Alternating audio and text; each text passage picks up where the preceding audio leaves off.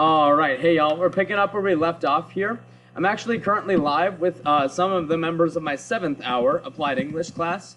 I know some of them have not fully read through Book One of Beowulf yet, but I'm just bringing them in to help, me out with this fight scene that's coming up here.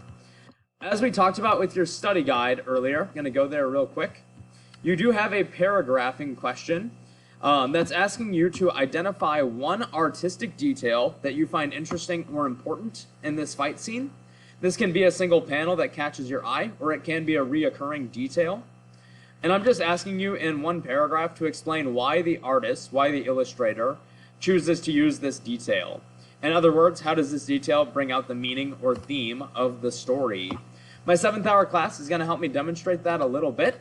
In order to do that, we actually have to read these pages. So let me see if I can zoom so that we can see everything better. That's actually as far as I can zoom. 7th hour, can you guys see this up on screen too? Yes. Cool. Yes. And once again, if you want to access this text on your own, that's in the media album in our Schoology course. This is my ebook that I'm reading from here. So notice we've got the door closing. Beowulf is actually taking his armor off. As a reminder, he says he's going to fight Grendel hand to hand. And then he just goes to lay down. What happens next? We see that dark hand start to creep up towards the door, and in bursts the monster, Grendel. For those of you in 7th hour who haven't read the first part of Book 1 yet, you've got some time. Just know that you can absolutely go back and work on study guide questions. What I'm asking you to look for in this fight scene are what specific visual details stick out to you. I'm going to ask which details stick out the most in just a couple minutes here. The battle ensues. Let me ask you guys, 7th hour, what do you see Grendel doing in these 2 pages here? What do we see Grendel doing to these people on these 2 pages? It looks like he's fighting them. Yeah, and he's pretty much winning, right? Notice that everyone who steps up to fight Grendel pretty much gets destroyed. The original poem for Beowulf is very, very, very, very, very violent. And that's in text. As a graphic novel, we get to see some of the blood and gore a little bit there.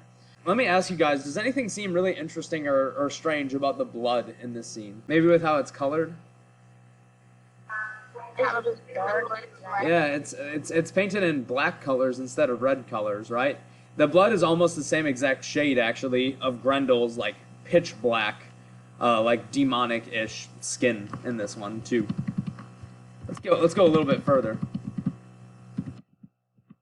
A detail to look out for. A possible artistic detail to look for in this scene are eyes. Notice that the monster and the man lock eyes right here, and they begin to fight. There are several ouch moments in this battle. This is one of them. What do we notice Beowulf doing to Grendel's fingers? Bending them? Bending them, like, all the way back. Don't hurt yourself, but, like, I'm trying to do it to my own fingers right now, and I can barely go backwards, right? That's going all the way back. It's gotta hurt. We get a sound effect there. We get a sculch. What's happening to Grendel's elbow right there? He's breaking it. Yeah, that elbow's done right there. So Grendel was winning this fight at first, but now what's going on? As I scroll a little bit further. The other person is taking the lead. Yeah, it looks like Beowulf is starting to take the lead, right? As you go back and read the first part of this book, you'll see that the hero in the center there is Beowulf. Notice, even in the midst of this, Beowulf's men start to try to help him. One guy breaks a sword over Grendel's head. Grendel promptly destroys him, right? So notice that Grendel is still strong. Beowulf just happens to be stronger. There's some more tossing around. He gets thrown into a pillar. His head gets smashed into the ground. Beowulf twists his arm behind his head. One thing to note, we mentioned eyes earlier when their eyes locked. Let me ask you guys, what detail do you see, or what emotion do you see in Grendel's eye? Right where my cursor is, right here. He's scared, or he's probably screaming inside of. Yeah, I would agree. I would think that he's pretty afraid, right? Grendel has never had anyone harm him before, and here I think he's starting to sense that he could die in this battle, right? Beowulf's tossing him around, throws him on the ground. A little hidden detail. See the eyes on the ceiling as well. The artist intentionally puts those there for a reason. That might be a detail you could write about in your paragraph. Ouch. It's kicked into the wall, slammed against a pillar. You're getting the idea on just how violent this text is. And then we get to this moment, maybe one of the most famous moments in Old English literature, right? How does Beowulf defeat Grendel? By ripping his arm from its socket right there. I want you to think for a second how difficult this would be, right? Imagine someone tugging on your arm. Someone could probably tug your arm hard enough maybe to separate your shoulder, like bone from bone, but not like your entire arm off of the skin of your body, right? That takes an extreme amount of strength. It tells you a lot about who Beowulf is, but this image might be a good one to use for your paragraph.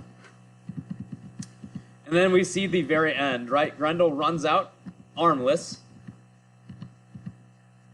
And what do they do? Let me ask you, what does Beowulf do with Grendel's arm at the end of the battle? He hangs his arm. Yeah, why do you think he does that? Try to like show it like a award like that he defeated him. Exactly, right. It's that sign of victory. Is that the very end? Yes, so that's the very end of book 1 right there. Beowulf has defeated his first monster.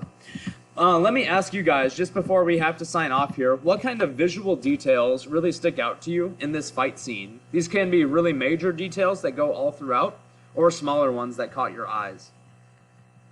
Him running off scared.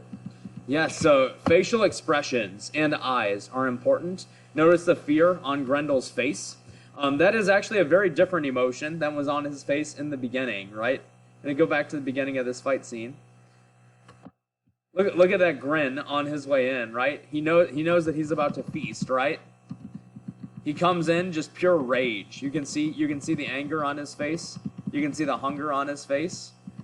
Even when he locks eyes with Beowulf, right? You can see the determination in his eyes.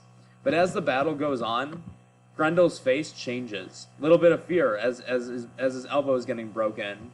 A lot of fear as he's looking back towards the door like he wants to run away. Beowulf doesn't let him run away, right?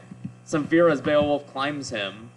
Anger once again as someone breaks a sword over his head. You can kind of see the roller coaster of emotions that Grendel is on in this battle. Ultimately, how does this battle go for him? Complete terror at the end as he realizes that he could die from this. So good, facial expressions are a good way there. Let me ask you, what about Beowulf's facial expressions throughout this battle? Does he show much emotion? Not really. Isn't that interesting, right? Grendel's going through this roller coaster, and Beowulf's just very even-keeled all throughout it all, right? What might that tell us about his character? Maybe it tells us that he's like calm and cool and collected, that he has that inner strength as well as that outer strength.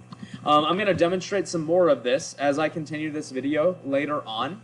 You guys have been a super big help. Hey all, so I am back actually after leaving my 7th hour class. Our meeting had to end right there. Just want to point out a couple more details, visual details that tend to stick out to students in this scene if you're looking for some ideas. Just going back up to the top, notice the stars in the sky. They're all labeled as constellations.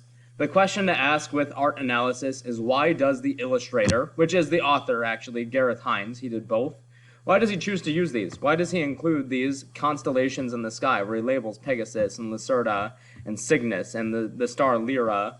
What else is there? Aquila's there, Delphinus is there. They give you all these different constellations in the sky that you can see at different points in the fight. The question is, why? One thing to think about in the scene are colors. Obviously, Grendel is rendered in a dark black color. There's also some shadows throughout this scene, too. There's a lot of browns in this scene as well. The predominant color in this entire book is brown. The question is, why does Gareth Hines use so many browns and so many different shades of brown in this fight scene?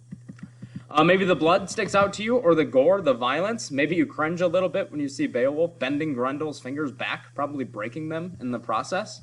You can discuss why Gareth Hines intentionally made the blood as black as possible in this scene. Maybe sound effects stick out to you. I see a skulch right here. There's also this wail, this loud scream that Grendel lets out as Beowulf is destroying him. Maybe there's an individual detail that sticks out to you, like the sword breaking over Grendel's head. Why does the illustrator decide to include that little detail? Another facial expression. This guy's like dumbfounded that his sword broke. We talked about eyes already. Notice Grendel's eye right there. That demonstrates fear.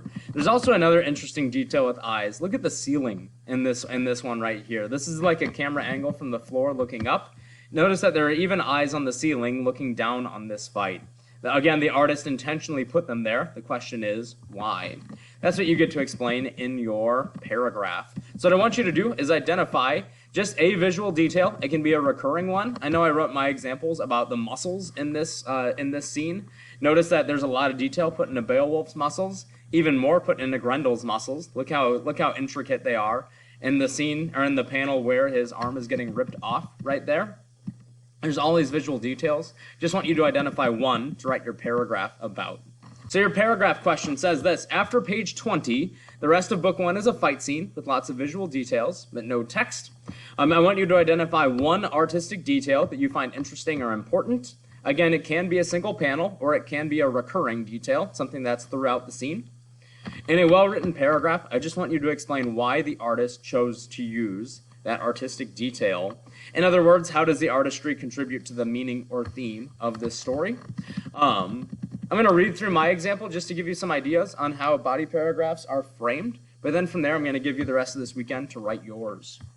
In this fight scene, Gareth Hines draws characters' muscles with lots of detail. That's the detail I decided to talk about, is muscle tone. The first few pages especially show Beowulf's back, and Grendel's entire body is covered in muscle. Hines does this, so notice the prompt asks me why the artist chooses to do this.